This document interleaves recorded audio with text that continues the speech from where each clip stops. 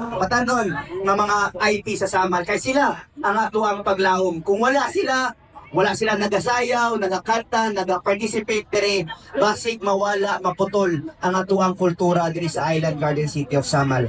So very crucial na mabutang sa consciousness and sa heart sa ato ang mga batanon na kailangan nato ipadayon ang atuang kultura ug atong panggaon kini.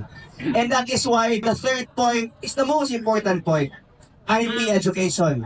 Bantog naadiri karon ang atong DepEd, naadiri karon ang atong mga tribal leaders kay dapat ma-inculcate sa mga batanon, sa mga bagong usbong sa Samal Island kung unsa kaimportante ang atong kultura.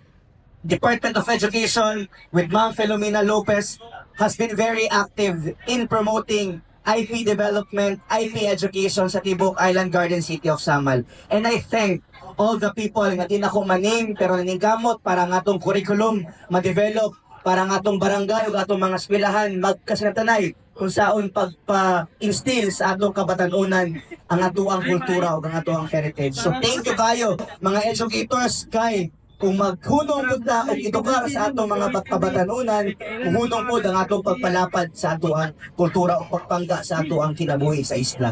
So I guess that is the 3 points that I want to raise as a legislator, as a public servant, and as a young Samalenyo. Dako ang akong paglantaw sa pangako o dako ang akong pagtagad sa kinabuhi sa isla, mauna ang atuang kultura. So happy 26th Pangapo Festival, mabuhay po ang Island Garden City of Samal.